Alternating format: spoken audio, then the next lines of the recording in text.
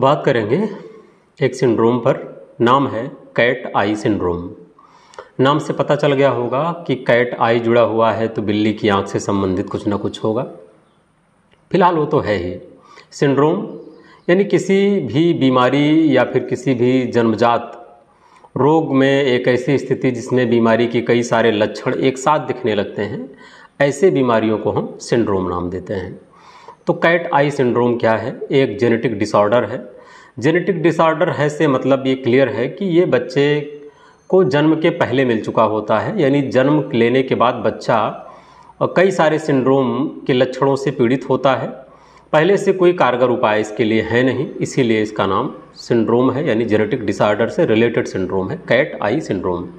बिल्ली की आँख की पुतली में आप देखेंगे तो एक खिंचाव जैसा होता है, नीचे को लाइनिंग जैसी होती है। ठीक ऐसी ही संरचना जन्म लेने के बाद बच्चे की आँख में दिखाई देती है और इसीलिए उसे नाम दिया गया सिंड्रोम को कैट आई सिंड्रोम। क्यों होता है? सभी जानते हैं कि हमारे पास जो क्रोमोसोम्स पाए जाते हैं वो जोड़े में पाए जाते हैं, पेयर्स होते हैं। और इन पेयर्स में से जो 22वां पेयर्स है, 22 नंबर का क्रोमोसोम, उस क्रोमोसोम का टेट्रासोमी हो जाता है, यानी पार्शियल टेट्रासोमी। टेट्रासोमी का मतलब tetra means related to 4, somy का मतलब होता है रिलेटेड टू क्रोमोसोम। तो क्रोमोसोम की 2 प्रतिलिपियां और बन जाती हैं, यानी 2 तो पहले से ही होती है, 2 और बन जाती हैं और 2 और बन जाने के बाद उन्हें टेट्रासोमी नाम दिया जाता है। मूलतः यह पार्शियल टेट्रासोमी के रूप में जानी जाती है जब ऐसी स्थिति आती है। तो इसमें एक खास बात यह है कि इसके होने के बाद पता नहीं चल पाता है जब तक बच्चा जन्म लेता नहीं है तब तक।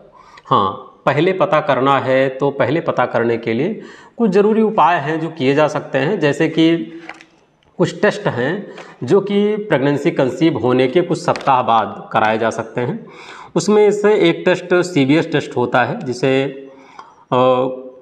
क्रोनिक विलस सैंपलिंग नाम देते हैं। क्रोनिक विलस सैंपलिंग नाम का एक टेस्ट है जो कि 10 से 13 सप्ताह के बीच में कराया जा सकता है। इससे क्लियर हो जाएगा कि जेनेटिक डिसऑर्डर हो रहा है बच्चे में कि नहीं हो रहा है।